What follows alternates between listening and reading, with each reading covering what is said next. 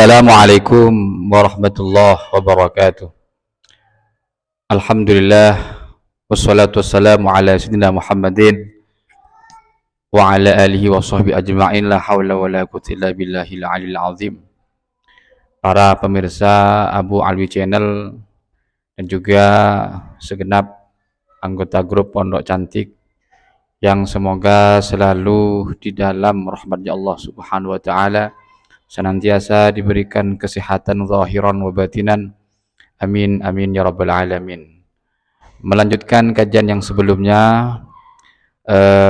fasal yang keempat, ini edisi kajian yang keempat juga. Bismillahirrahmanirrahim. Wa qala al-musannifu rahimahullahu ta'ala wa nafa'ana bi'ulumihi wa ulumi masyaikhina fid darain, amin ya rabbal alamin. Wa qala Dawud li ibnihi Sulaiman alaihi assalam. Nabi Dawud berkata kepada putranya Nabiullah Sulaiman alaihi salam, ya bunayya, he anakku, imshi khalfal asadi wal aswad, ya, berjalanlah kamu di belakang singa dan ular, ya. Ai qami minal hayati wa fihi sawadun kama fis sahah, ya. Ular yang bentuknya sangat besar dan berwarna hitam sebagaimana dalam kamus sahah. Jadi di sini Nabi Dawud berkata kepada putranya, kepada Nabi Sulaiman, untuk berjalan di belakangnya singa dan ular yang sangat besar.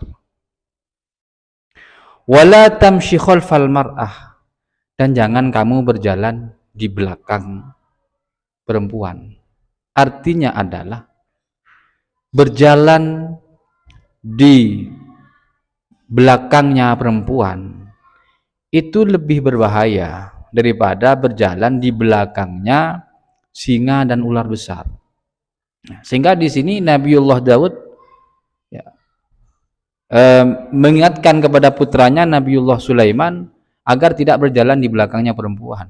Lebih baik, nak, secara tidak langsung, ya, lebih baik kamu berjalan di belakangnya singa dan ular daripada kamu berjalan berada di belakangnya seorang perempuan. Wa qala Mujahidun, dan Imam Mujahid berkata, idza aqbalatil mar'atu, ketika seorang perempuan itu menghadap dengan kita, ya, berhadapan dengan kita, jalasa iblisu ala ra'siha, iblis itu duduk di kepalanya, duduk di atas kepalanya, fazayyanaha liman yanzur, dan iblis itu menghiasi, mempercantik perempuan itu, liman yanzur, untuk orang yang melihatnya.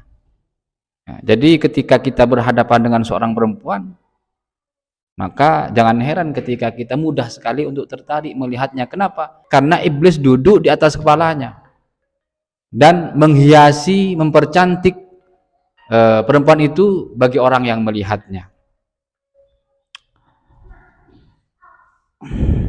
Wa idza adbarat jalasa ala ajizatiha fazayyanaha liman yanzur. Nah, ketika perempuan itu berpaling, artinya yang awalnya berhadapan dengan kita kemudian dia berpaling, maka iblis itu duduk nongkrong di pinggulnya, ya, berada di pinggulnya. Fazayyanaha, kemudian iblis itu mempercantik, memperindah pinggulnya perempuan itu, sehingga kemungkinan besar orang yang melihatnya akan tertarik.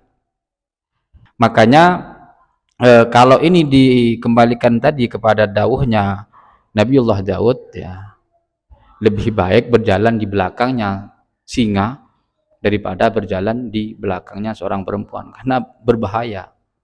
Ketika kita misalkan ada dalam kondisi seperti itu, ya, berusaha semaksimal mungkin untuk ghadul basar, menundukkan pandangan. Kalau tidak, berbahaya. Apa bahayanya? Nanti akan menimbulkan hayalan-hayalan yang aneh-aneh. Nah, ini yang bisa masuk ke ranah fitnah. Wakil Yahya alaihi salam, dan dikatakan kepada Nabiullah Yahya alaihi salam, wa huwa lam yakun lahu mailun ila amrin nisa. Nabi Yahya ini termasuk seorang nabi yang memang tidak begitu mudah condong hatinya terhadap seorang perempuan. Ma bad'uz zina, apa permulaan terjadinya zina itu? Qala, dan Nabi Yahya menjawabnya, an-nadharu lil mar'ah, yaitu melihat seorang perempuan, memandang seorang perempuan. Wa tamanni lizina bil qalbi. Nah, ketika sudah memandang, melihatnya, timbullah hayalan-hayalan yang aneh-aneh di dalam hati. Timbullah hal-hal yang negatif di dalam hati. Keinginan-keinginan yang negatif, keinginan-keinginan yang tidak baik. Wa zinal aini min kibaris shaghair. Nah, zidanya mata, pandangan, melihat terhadap perkara yang diharamkan untuk dilihat, termasuk dosa kecil yang statusnya besar ya. Jadi ada dosa kecil itu kan banyak. Nah, maksiat mata ini termasuk dosa kecil yang besar. Wa huwa yuaddi ilal qurbi ilal kabiratil fahishati. Ya, kenapa menjadi dosa kecil yang masuk kategori besar? Karena dapat menyebabkan terjadinya dosa yang besar, dosa yang lebih keji. Wa huwa zinal farji, yaitu zinanya kemaluan. Wa man lam yaqdir ala ghaddi basarihi.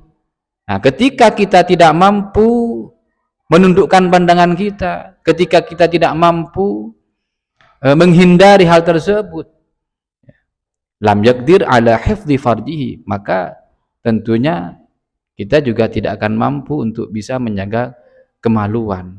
Makanya kan memang awal terjadinya perzinahan itu 99% karena melihat, awalnya melihat, cocok, kemudian tertarik, nah timbullah rasa untuk ingin dimilikinya, kan begitu. Wa qala al-Fudail yaqulu iblisuh.